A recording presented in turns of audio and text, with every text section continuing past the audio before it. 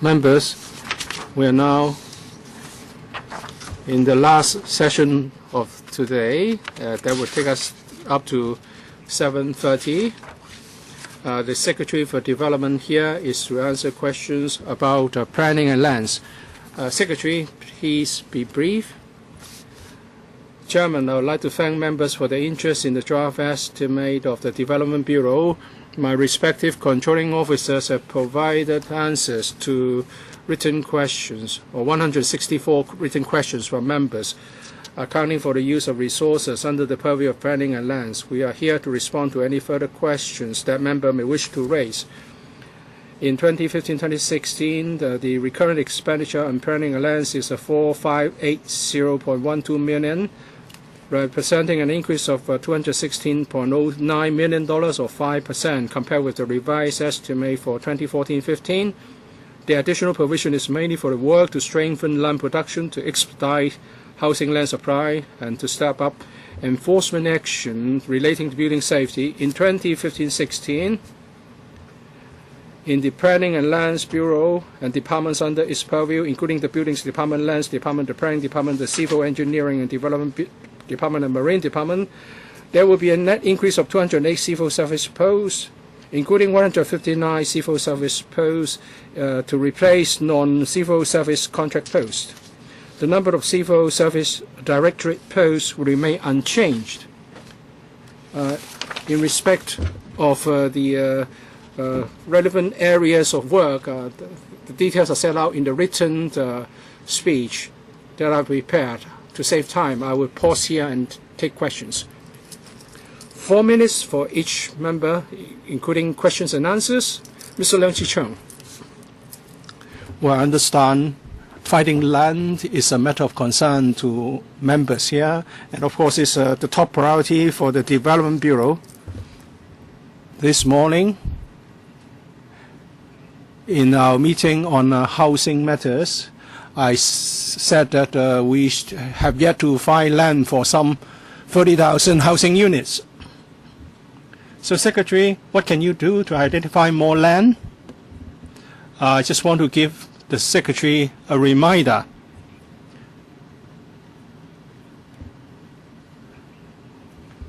Many districts have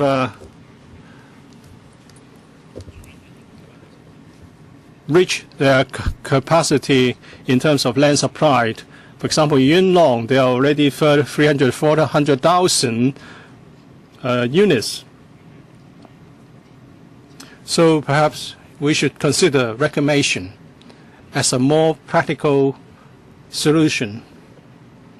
So please consider this, Secretary.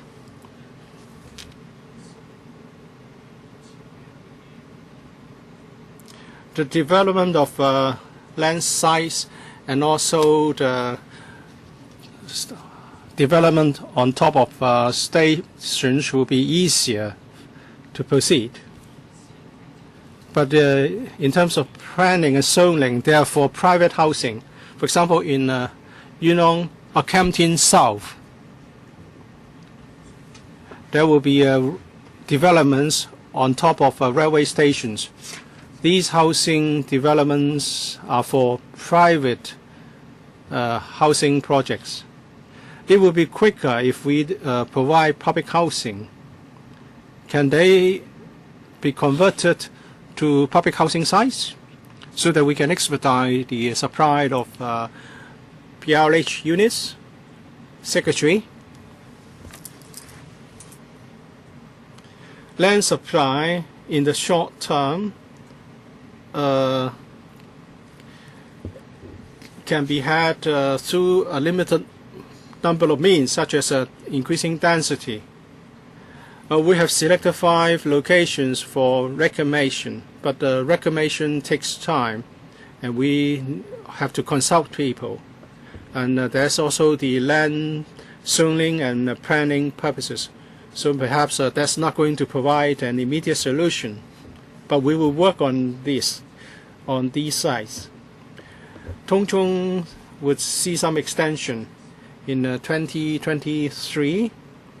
We can have new land, new population moving in.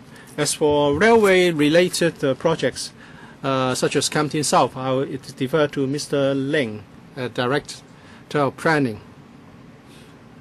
Well, for railway station development, usually they are for private housing purposes.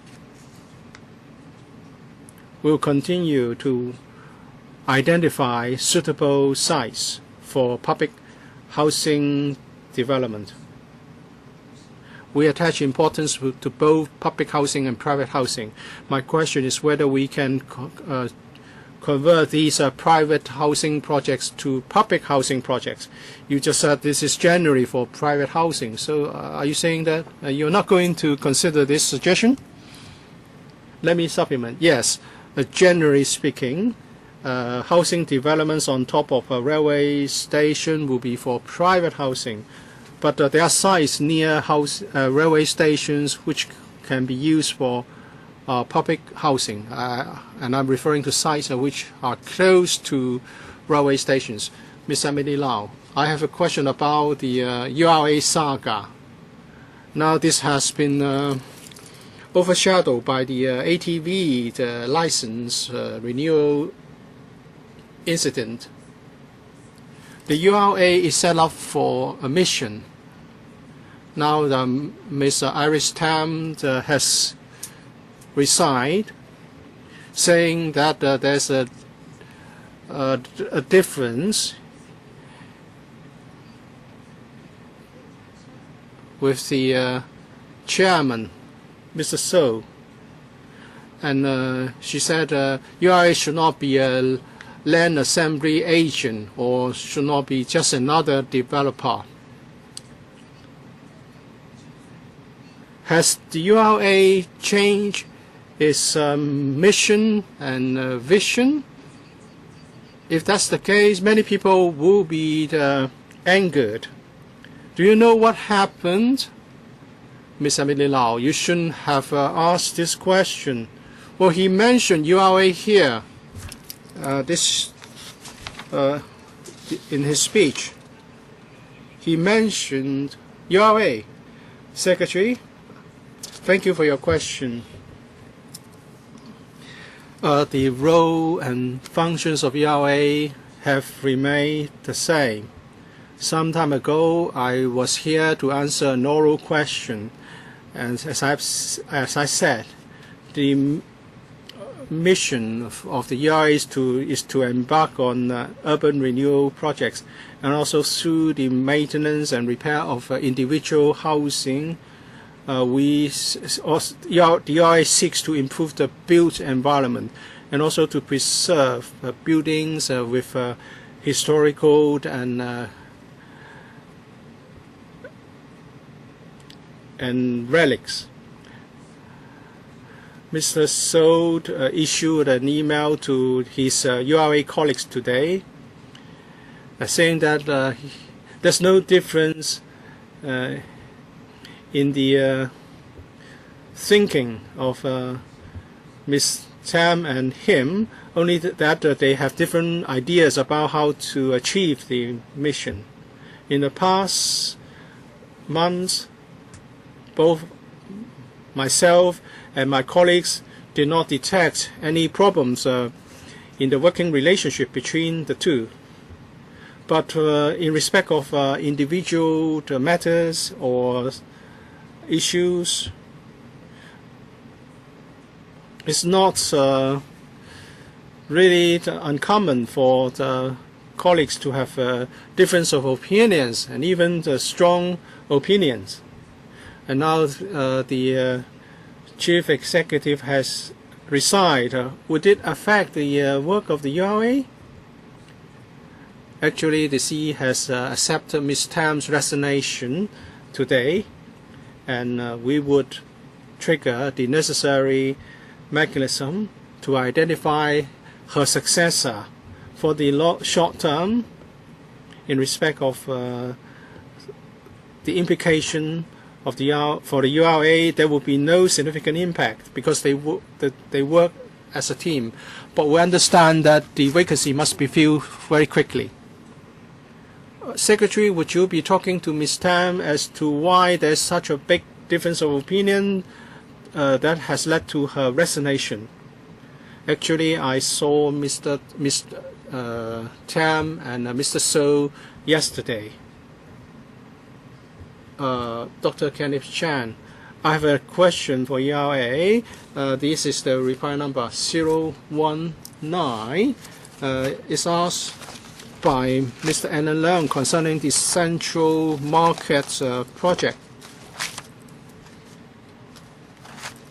According to the officials, you have by monthly meetings with ERA, but you have not detected any problems with the ERA people. And now this is not just a question of governance. It's not just a question of Ms. Tam's resignation. There are senior people who have left or who are about to leave due to poaching and other reasons.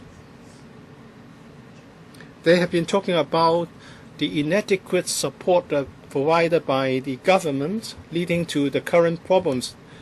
Concerning the revitalization of the central market, we understand that you are still in a consultation exercise. The cost has increased and it's no longer $500 million.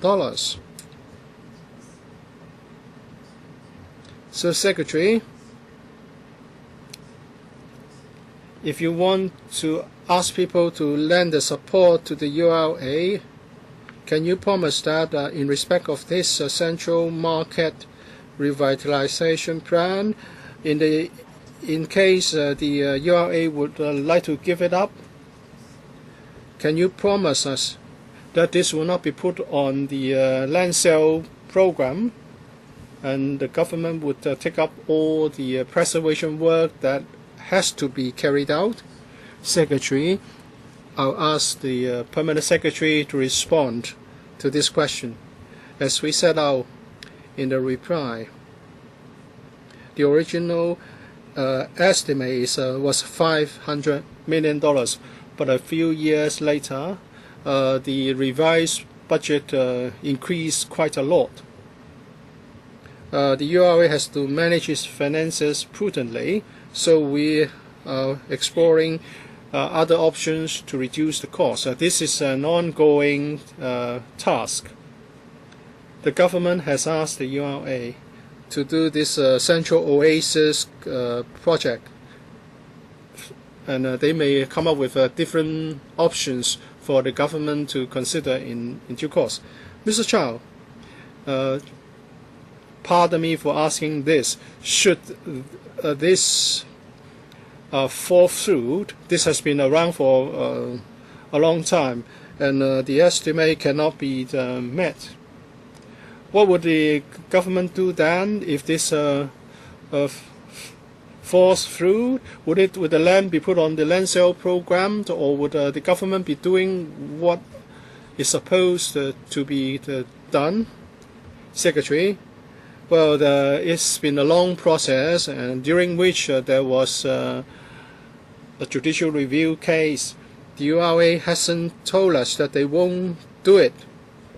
But as the Permanent Secretary has said, the budget is now very much higher than the original estimate.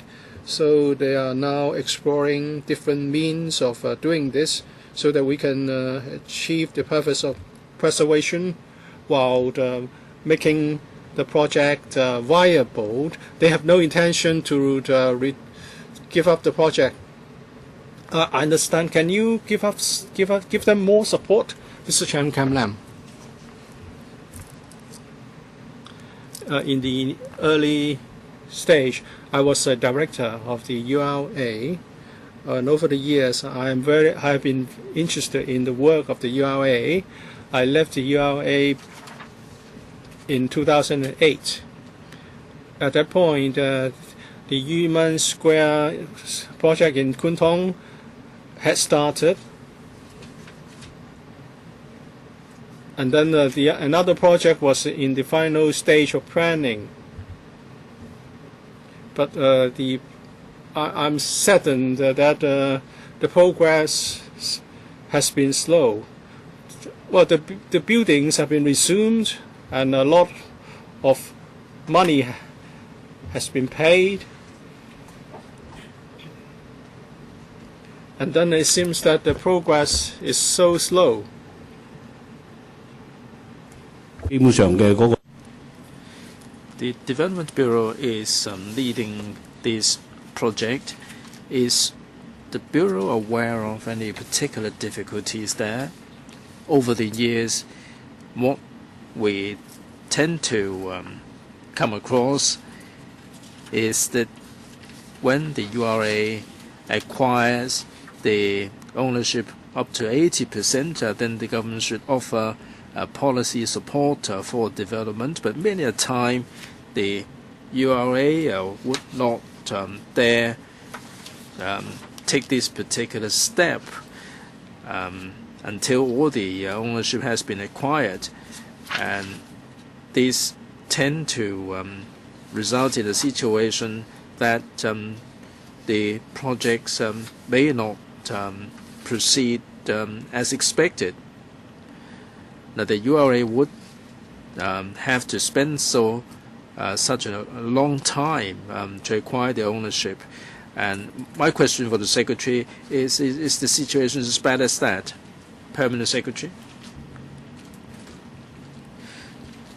Now, regarding the Kwun Tong project, like the member said, it did take a long time to acquire the ownership, and it did take a long time to discuss with those non-owners who have occupied the land or the area. The URA has to act in accordance with the mechanism. There is no compulsory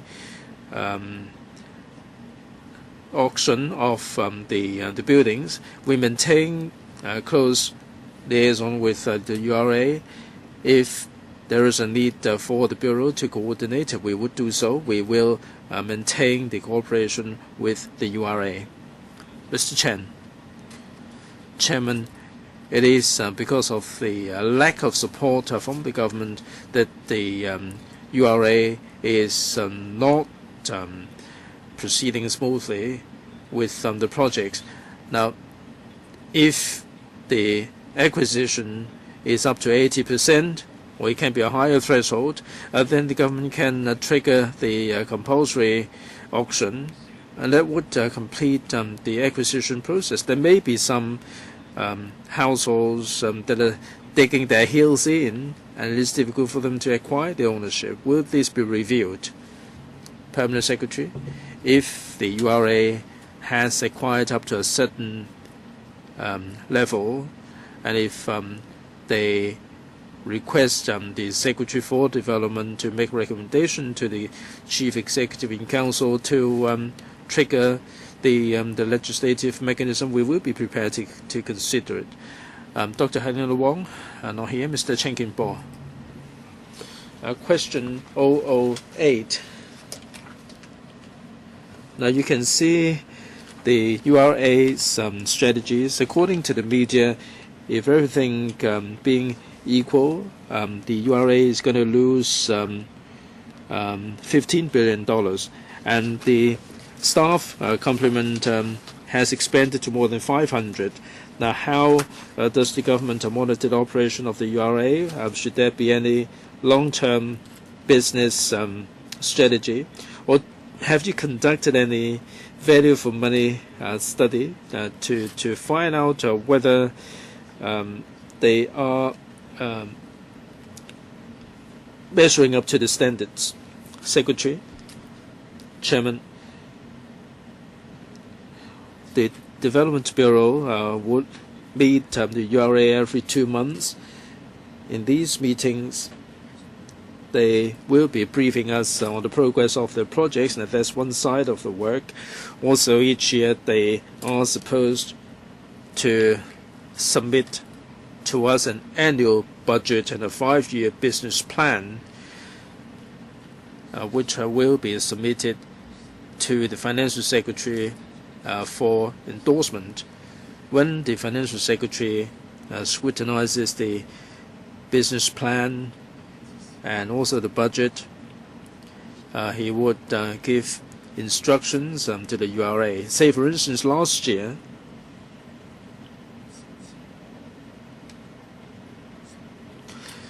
when we examined the business plan, we noticed that last year the URA suffered from a loss of something like $2.3 billion. In the 5-year plan, it's not a question of them losing $100 or $15 billion in 5 years. Now, some of the projects will last for 5 years, and their surplus will be reduced by $9 billion, and the cash surplus will be less than the $10 billion that the government injected into it. Over the past 4 years, we noticed that in terms of manpower, they have increased quite a lot. 09-10, 390, and 13-14, 560, about 40% in terms of increase. The expenditure, $260 million, rising to $400 million for the same period of time. So when the Financial Secretary examined the business plan, he asked the URA to conduct a value for money study and also a corporate review, and the URA has retained a consultant to get on with these reviews. Mr. Chen Kin-bo. Chairman, I hope that the government will tread carefully here. In other corporations that are using public funding, they would be acting cautiously. If the URA is experiencing the financial difficulties, it is a good thing that you're asking them to do what you said they should do, but you have to be monitoring the situation closely. Some of the projects are experiencing considerable delays, and the efficiency leaves so much to be desired. I hope that the government would be concerned. Mr. Ray Chan, Chairman. Question 055 about the Buildings Department. The Buildings Department is running short of manpower, and a lot of the UBWs are being tackled very slowly. My question is about the 152 posts. The number is 1,658 posts now. Do they include the NCSC staff? I raised this question because now for these additional posts, are you converting the NCSC staff to permanent staff, or is it the case that you have the NCSC staff and you are additionally recruiting more? Because if you're converting NCSC into permanent, you will end up with no increase in manpower. Now, that's my first question that I'd like to follow up. The Buildings Department has to do so many things. They have to look at the water leakage, the subdivided flats, UBWs. The progress has been exceedingly slow. There are people who are concerned that the BD is kicking out the NCSC staff, and the staff to be recruited may not have sufficient experience. I'm quoting this report. The Legal Service Division of the Buildings Department has 21 safety officers responsible for prosecution, and they're the frontline BD staff in court, and they are NCSC staff. If the BD were to recruit manpower to put out these experienced staff, they may be taking out prosecution, but they may not succeed in the prosecution. Now, the government has the target of issuing 3,000 summonses. According to the speech, the number is 2,530. Is it the case that you haven't quite reached your target? You have issued 11,000 notices. for the UBWs, how many of them have been dealt with? I'd like to invite Director Hui. Chairman, thank you. Well, this year we're increasing the complement by 152, 142 are converted from the NCSC staff. In other words, we have 7 new civil service posts or staff. It may seem that the number is not large, but in light of our experience,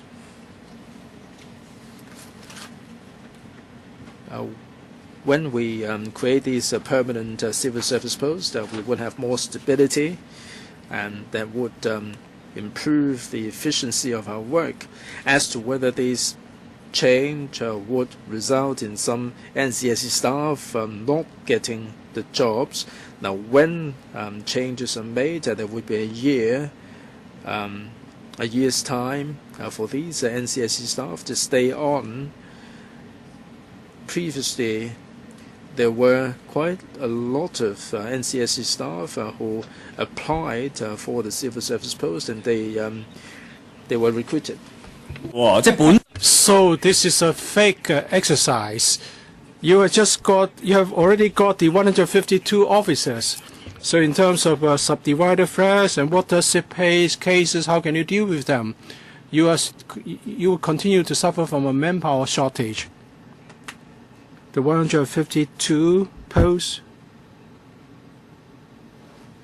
will involve some the NCSC staff converted into civil service posts.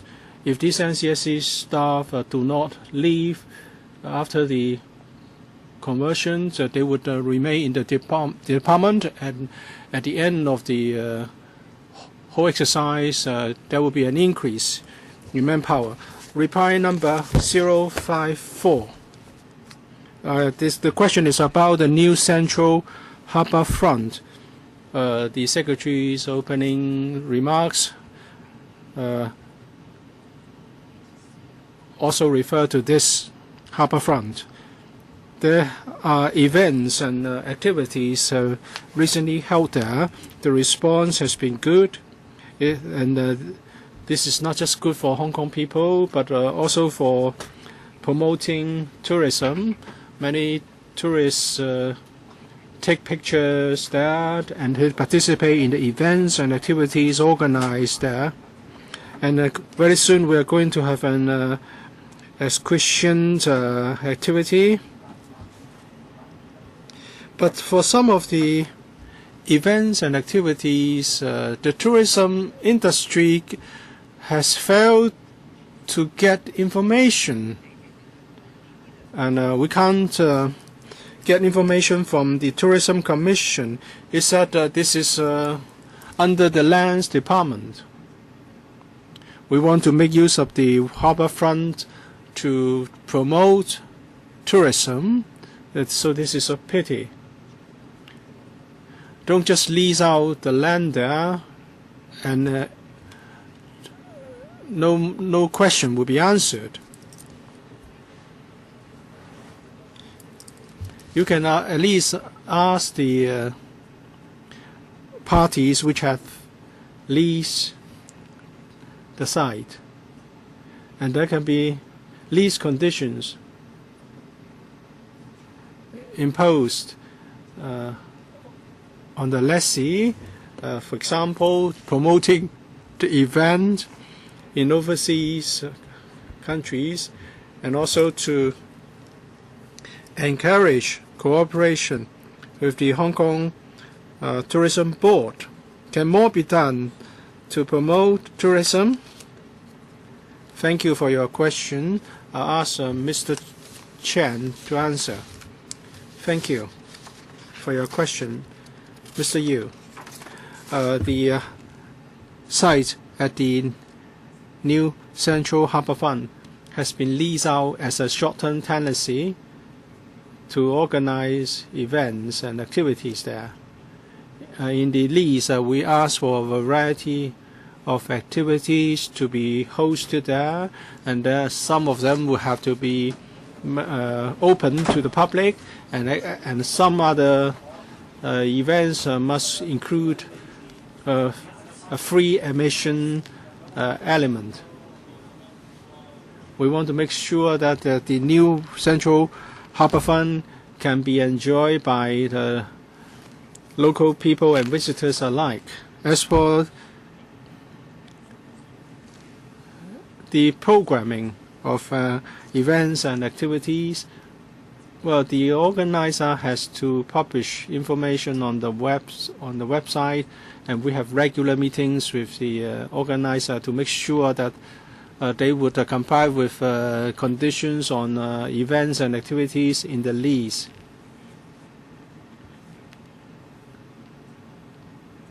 And through the Development Bureau or direct contact with the organizer, interested parties can propose events and activities to be hosted there. We are happy to help with liaison. Please help us. Help us communicate with the sector. Reply serial number 141. In the past 3 years, the Lands Department has granted sites for 101 temporary car parks, and some 120 odd have ceased operations. So there's a reduction of some 20 temporary car parks. He said that is for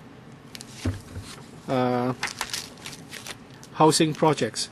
For example, Kwai Fong, Kwai Ching have seen some car parks ceased operation, and in the old former high-tech airport, 1,000 spaces will be deleted, and about 700 for coaches. In North NT, the number of fixed penalty ticket for illegal parking has been on the rise. So the government has been resuming land without providing any replacement parking spaces. On this morning, on transport, many members have talked about the difficulties faced by the logistics industry because of lack of parking spaces. So, Secretary, do you have long-term planning to take care of different needs of industries apart from housing needs? Secretary, thank you, Mr. Yik. I would defer this to Ms. Benedict Lin, Director of Lands. As the members has put it, because of the need to carry out different projects, we have to terminate STTs, including STTs for the car parks.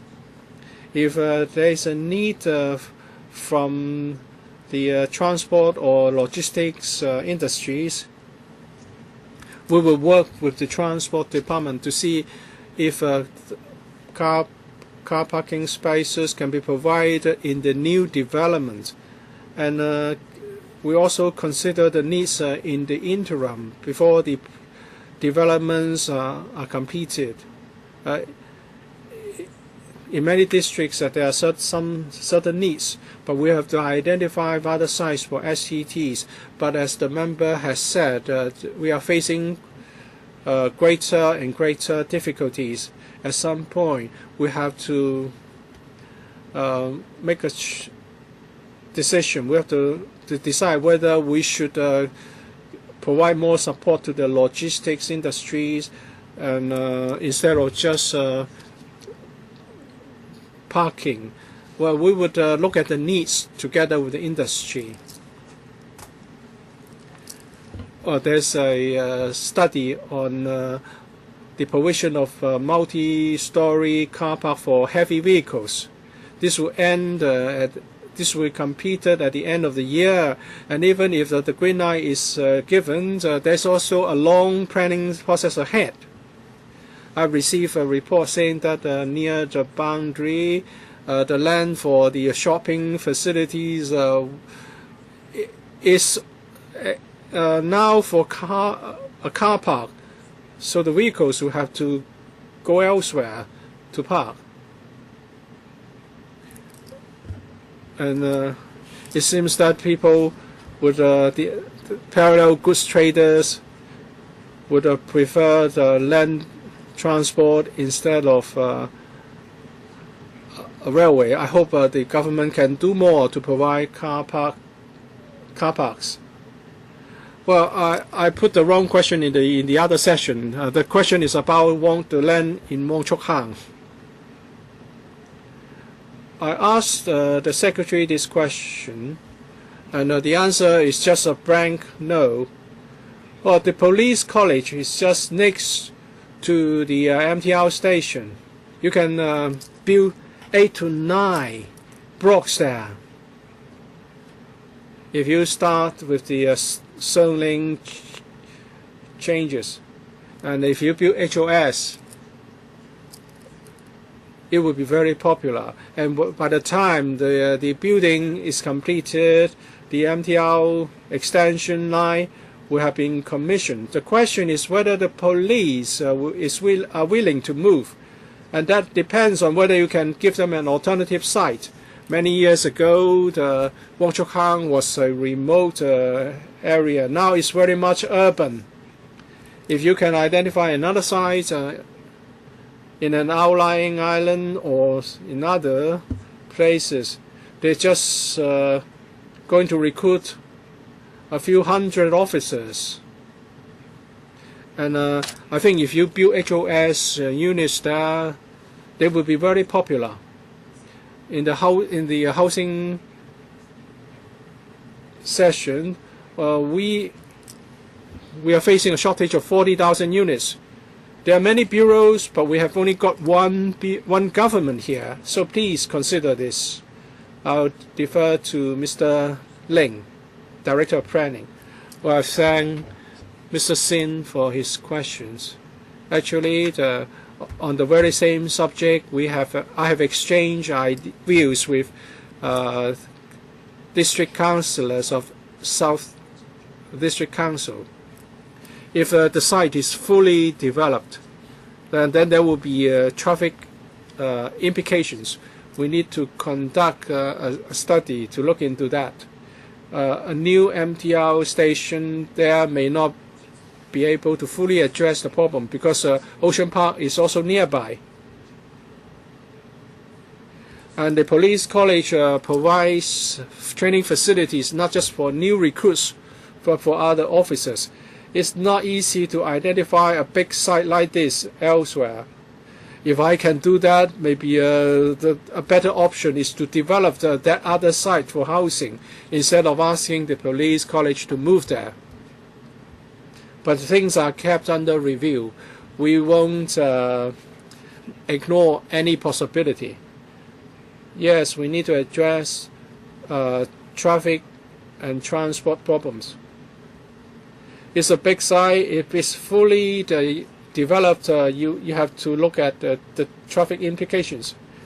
Well, if it's big, then you have a big implication. But if it's a small site, then you can only erect pencil-like buildings.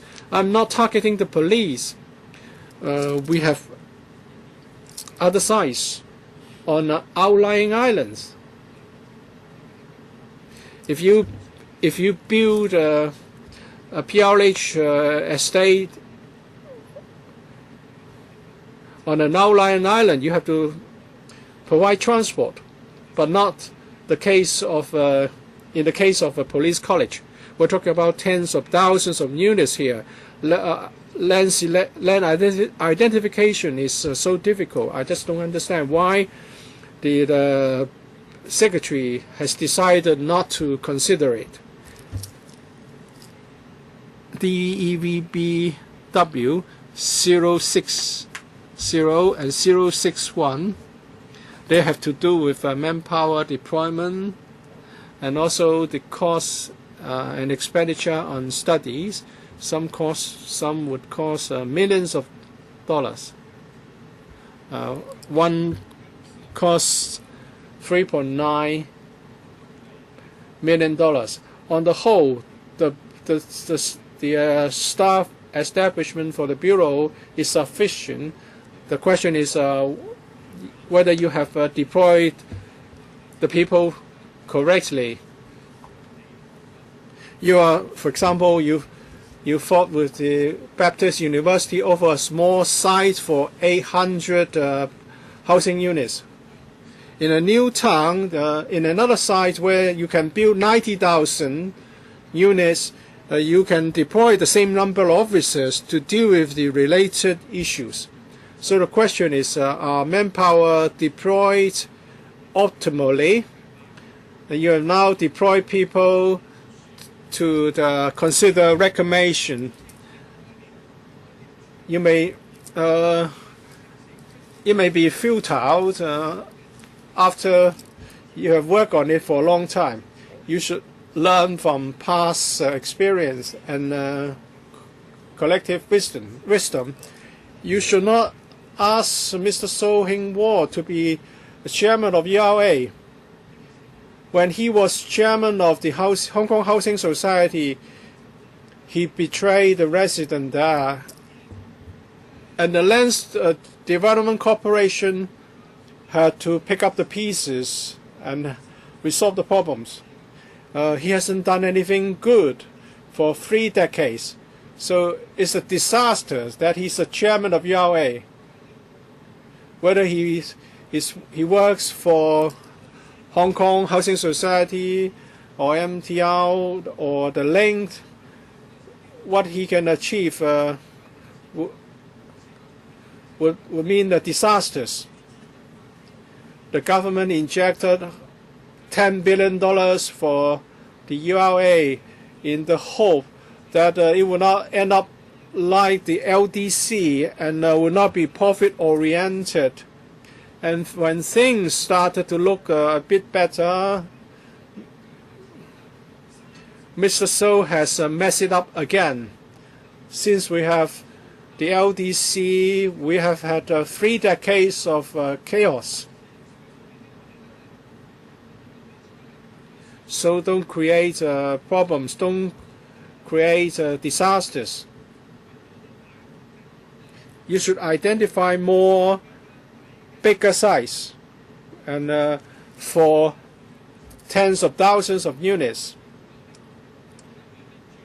so that we can see some improvement in the coming decade, or else we are going to go around in circles and have similar problems. Thank you, Mr. Albert Chen, for your question. We also want to have a size which we can use for tens of thousands of units. There are new projects, for example, the extension of Tung Chung. There are old projects, projects left over from the Donald Zhang era. We have to continue to the work. I want you to identify new sites. Mr. James To. Yes, Chairman. I have a question on URA as well. I think the Secretary should deal with this seriously. The URA strategy is proposed by the government, and now it has just been finalized recently, and the executive arm is the URA. If the CEO of the URA has such a different understanding on the URA strategy from that of the chairman of URA, and the difference is so big that she's saying that the URA has been turned into a land assembly agent for developers. Well, these are strong views. By telling the URA colleagues, he's telling the Secretary and everyone that suddenly the URA strategy has been changed. Instead of people-oriented, this is now developer-oriented, or it would be a market-oriented, and a capitalist approach is adopted. secretary, you are responsible for the policy. If you want to change the missions without telling people, then you have messed up things. Shortly after 2 months since the new chairman assumed office, the CEO has decided to resign. Or if you are taken by surprise, then 2 years ago, when Mr. So assumed his office, I said something. I seldom did that. I gave a warning shot, saying that that's the way Mr. So consider things. Like Mr. Albert Chan, we have been dealing with him for 2 decades. Well, it's not personal. We said farewell to him when he left the link. If this is the way he interprets the URA strategy, and that the approach is developer-oriented, then so something untoward happens, it will be you who is held responsible, not him. 你要一定 Well, I say this and not because I want you to get rid of him. But if the chairman doesn't buy the idea of the URA, then you should invite him out of office, because he's not interpreting the URA strategy the way that we have agreed upon. We have reached the consensus with the public. I get the feeling that the government is stealthily appointing him to change the underlying ideology. Secretary, Chairman, Mr. James Toh talked about the move, the stealthy move on the part of the government, and nothing can be further from the truth. Please carry on. Before the member walked in, I did say that the chairman of the URA did email to the colleagues to say that ideologically there is no difference. The mission of the URA and the scope of work of the URA lies with this paper. And when I addressed members' written oral questions, I also made it very clear. I'm sure that Mr. Victor So is fully aware of that. Before you came in, I said in response to the question raised by members that last year the URA submitted the business plan and the budget. There was an alarm bell that was rung. In implementing this social mission, we require that the URA to be prudent, and we ask the URA to be able to be financially robust. Now, Mr. James Toh is a non-executive director of the URA. Last year there was a loss of $2.3 billion. And that doesn't really matter, because there may be some years that they would sustain a loss. Now, in the 5-year business plan, if they realize all the projects, then they would have to make up for the shortfall by $9 billion, and that would take them lower than the $10 billion level that was injected. And the loan level was increased from $6 billion to $8 billion. I pointed out that over the past 4 years, the staff level has increased by 40%. The administrative cost has increased by 50%. So last year, when the Financial Secretary approved the business plan, he asked the URA to conduct a value for money study and also a corporate structure review. Against this background, and Mr. James Toh must be aware, the URA is carrying out the community-oriented project, and this is enshrined in this booklet. Now we noticed that the URA is sustaining losses, and the level is pretty high.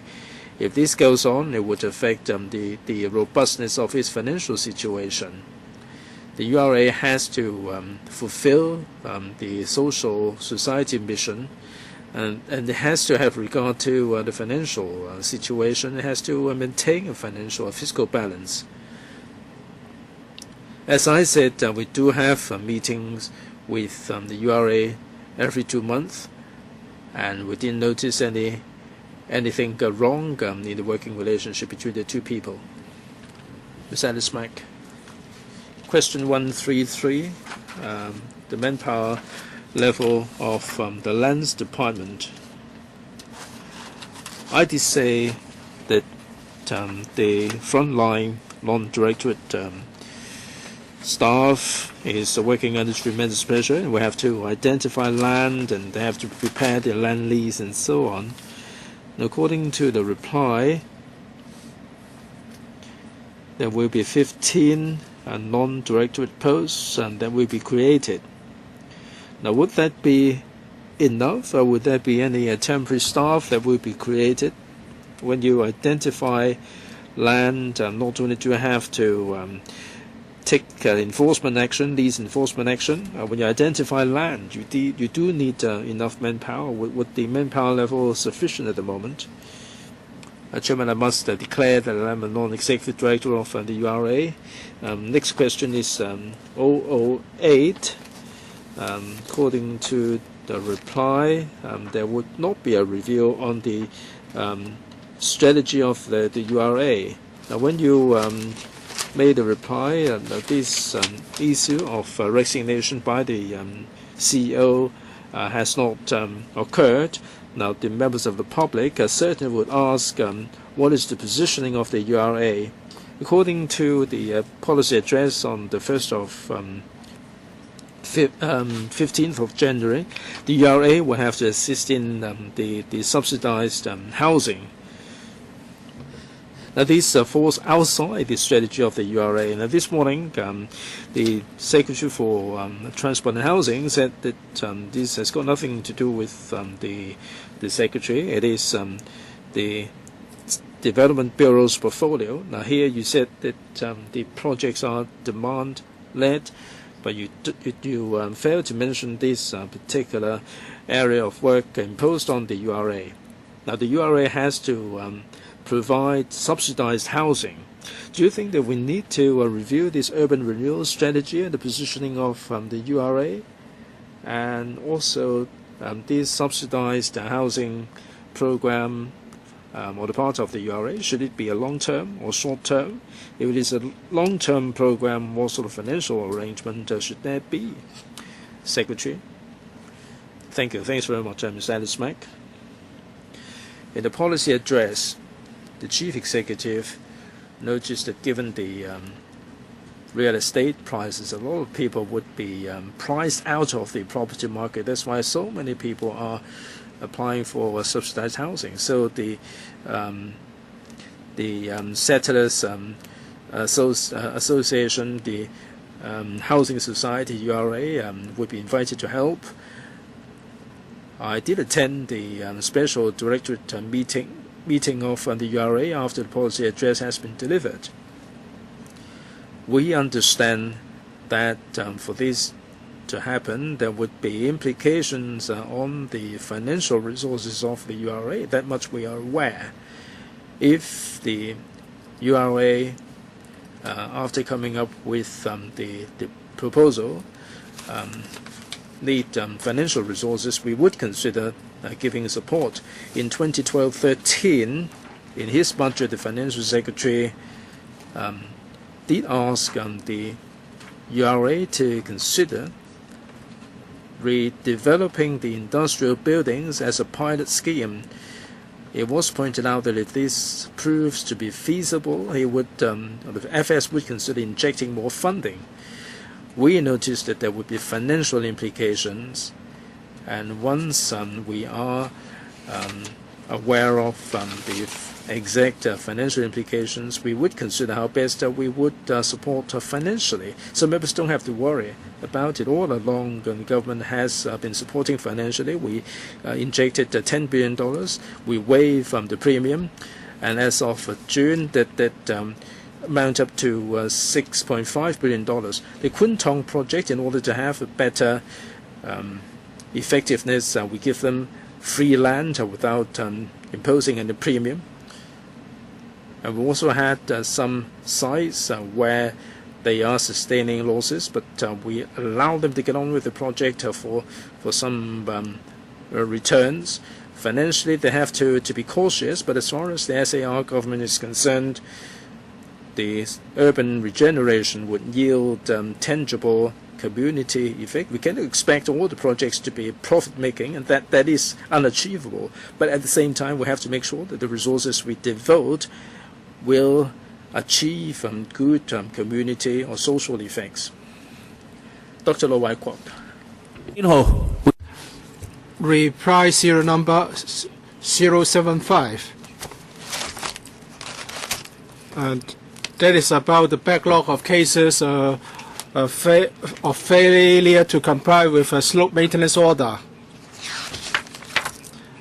At the end of February this year, there are 745 cases of non-compliance, and if we take into account the distribution, 444 cases are in NT, including outlying islands. I've received requests from owners that they know that they have to handle these cases urgently because of safety consideration, but they are facing difficulties. They don't know how to hire APs or structural engineers or geological engineers, and very often they also have land title problems to handle. It's much more complicated than building maintenance. You may have a small flat, but you are responsible for a big slope. So these owners are facing a lot of difficulties. If it's a case of joint ownership, then there are other problems. Some owners would like to pay the government for doing the required works on these slopes. Well, these are urgent matters because there are so many outstanding orders. They are not just like tom bombs found in Hong Kong, Kowloon and the NT. So how can we resolve their problems? I will give some time for the Secretary and the Directors to respond. Secretary, I'll defer to Mr. Hui, the Director. We attach importance to the compliance of dangerous hillside orders. Of the 745 outstanding DHOs, our consultants will be doing the inspection regularly. Should there be signs of danger, we will take... please speak up. Perhaps you should wear the earpiece. On the question of compliance with DHOs, we have been providing assistance to owners. We understand that in certain circumstances there may be disputes over land ownership, and as a result the works may be delayed. In recent years,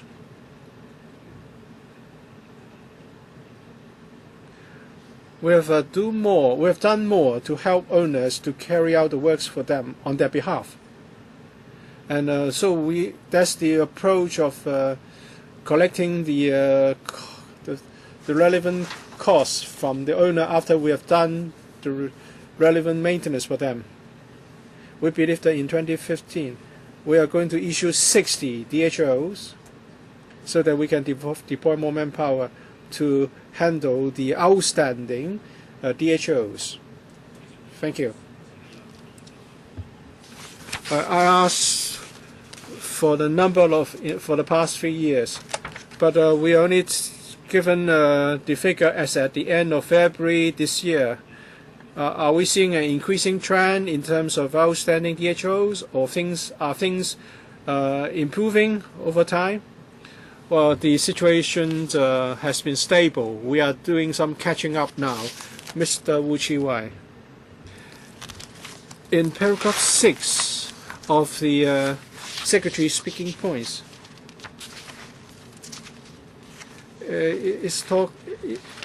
he mentioned the rezoning of GIC site into commercial use.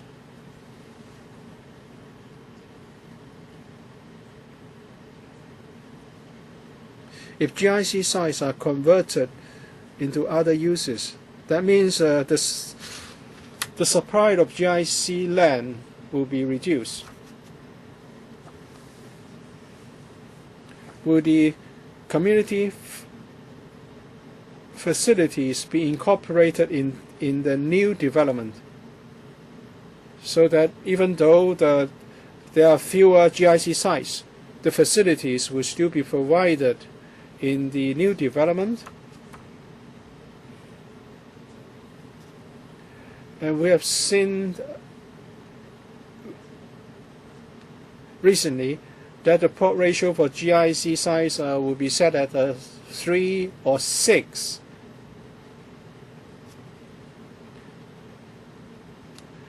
And very often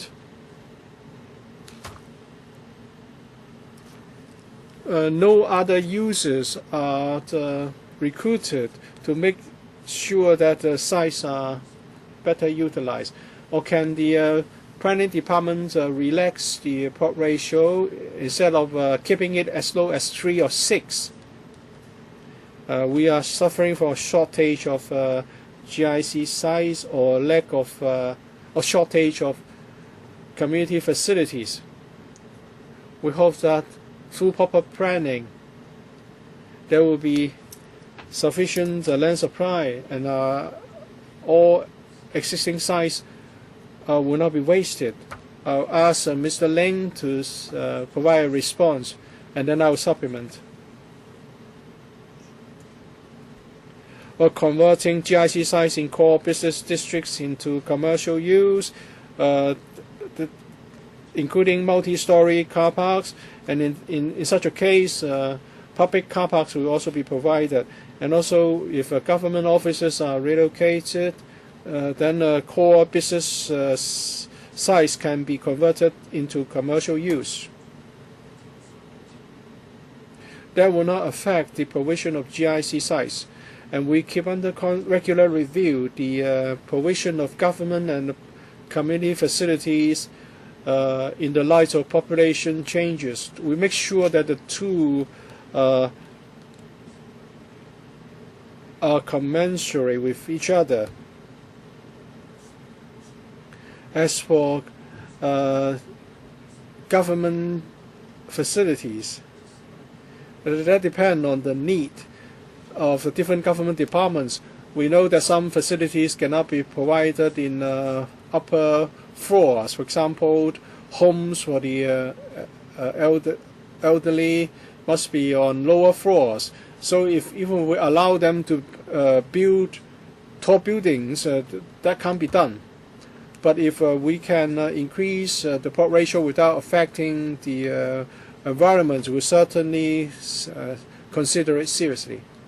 There is a recent proposal to provide PTI in Yunnan. It's an at-grade facility. So you can have some topside development to achieve what Mr. Ling has said, but they have not decided to do this is a waste of resources. Mr. Tony Chair. In his speaking points, the Secretary mentioned that in 2015-2016, in terms of the land sale program, he said that all the sites that can be made available will be put on the program, and then there will be quarterly measures to sell the land. You are going to announce the program on a quarterly basis.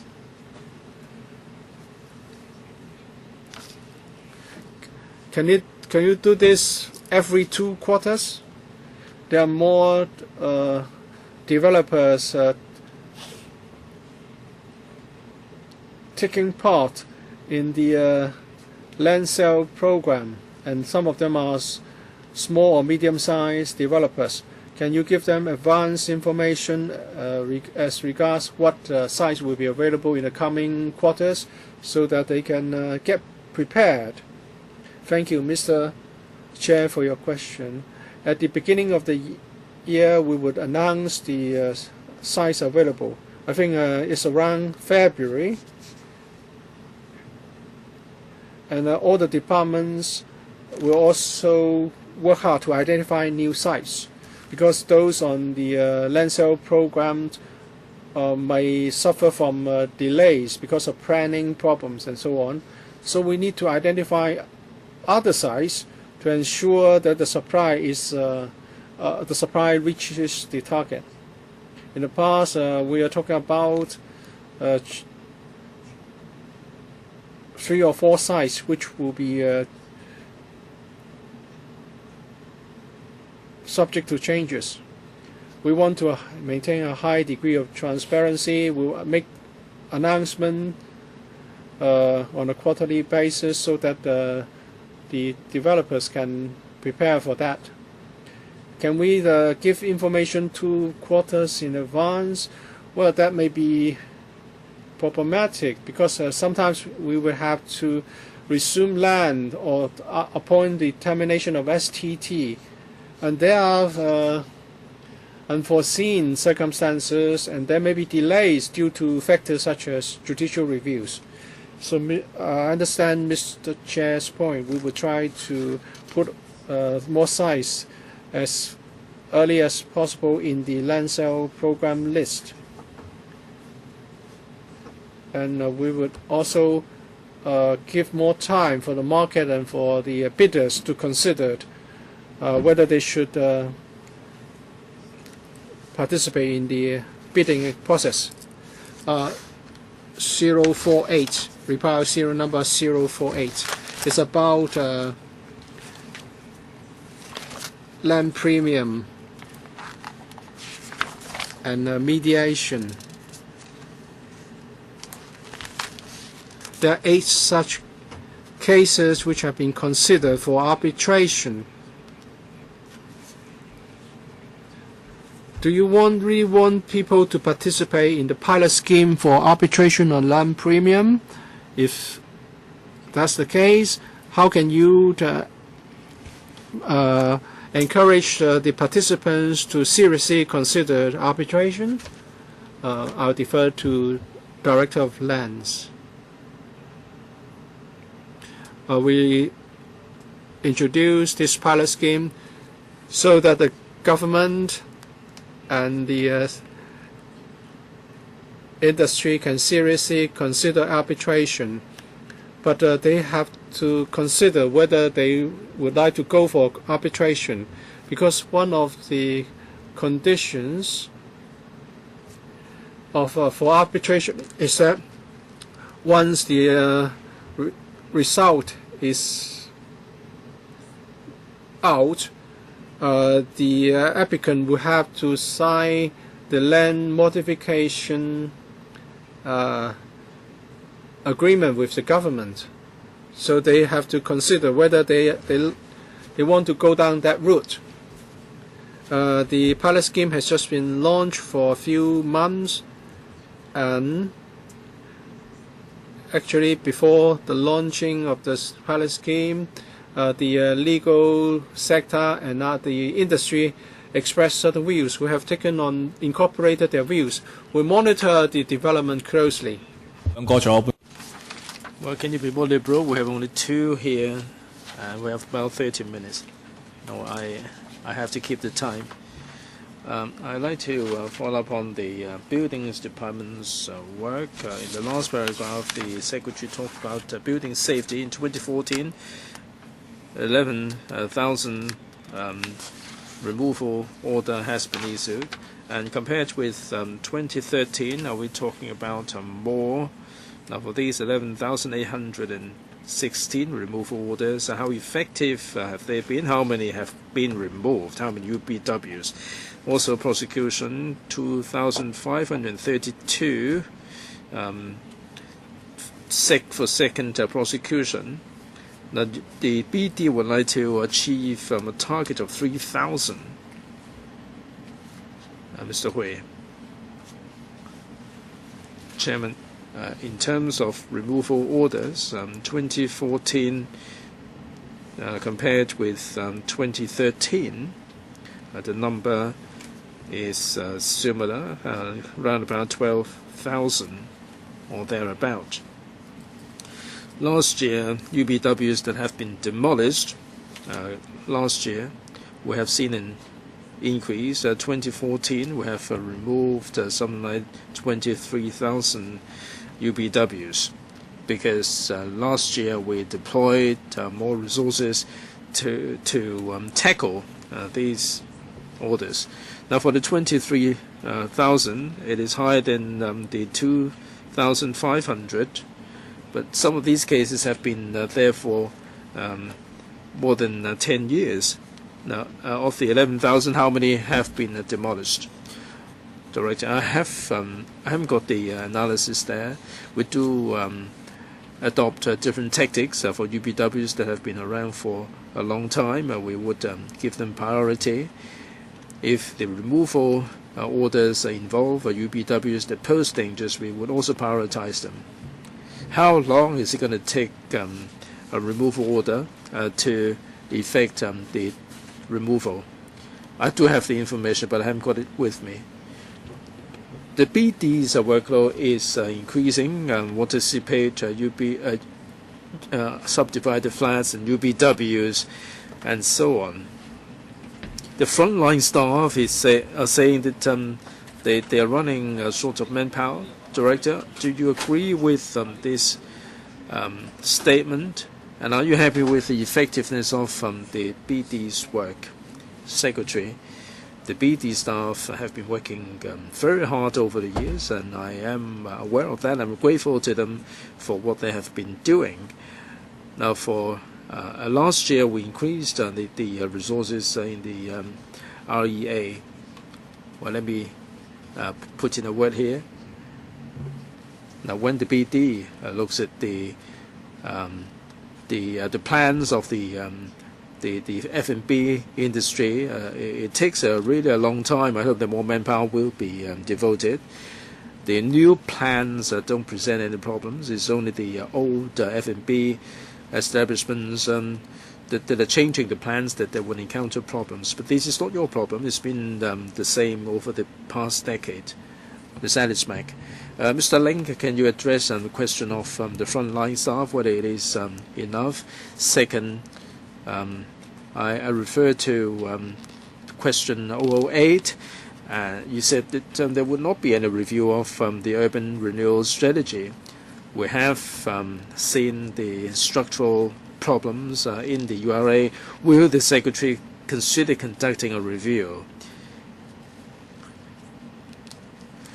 Now, for this subsidized housing sale, would there be a review? Because under the URS, the subsidized housing is not part of the remit of the URA.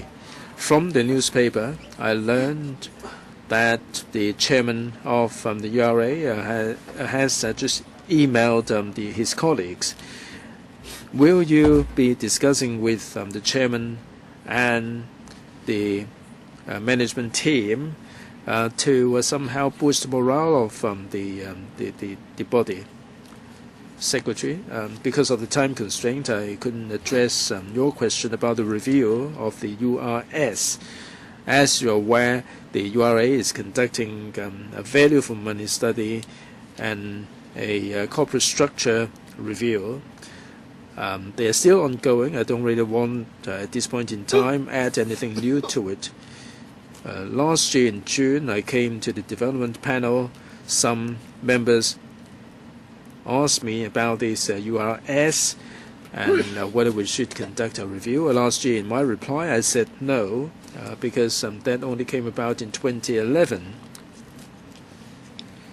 And this has been going on for about 2 years, and we do need time for the recommendations and strategies to run their course before conducting a review.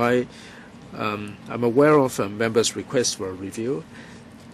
Now, for the sale of subsidized housing, we are grateful to the URA. Yesterday, I understand the board just agreed that the Kai-Tak, in the Kai-Tak project, there would be some units that would be made available for subsidized housing in response to public demand.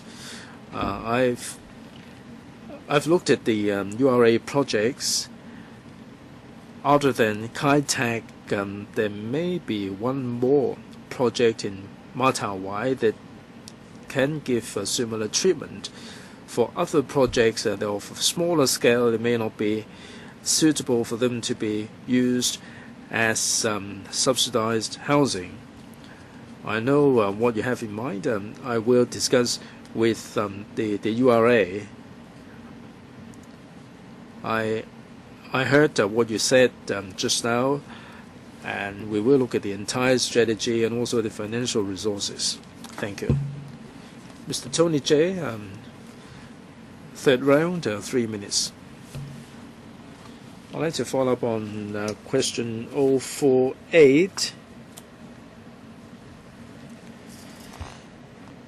And that's about the Hong Kong 2030 Planning Vision and Strategy Study. This is now has now become 2030 plus.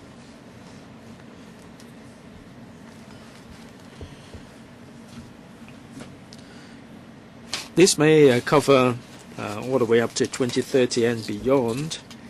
Now, when the government conducted the study,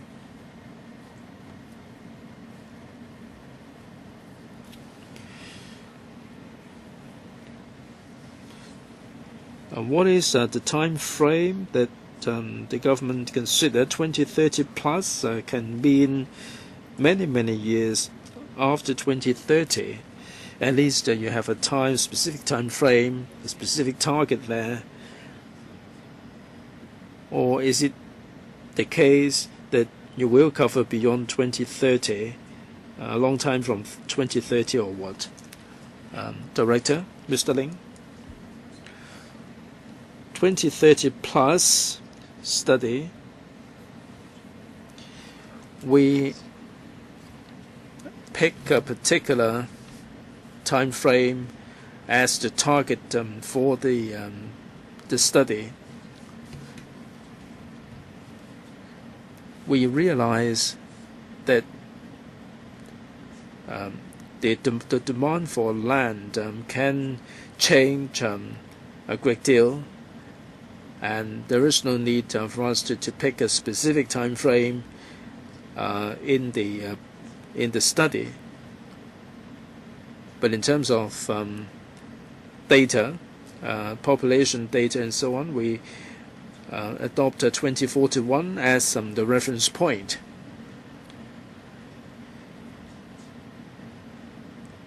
Now, from what we observe in terms of development potential, it should be able to satisfy the demand for a long time to come.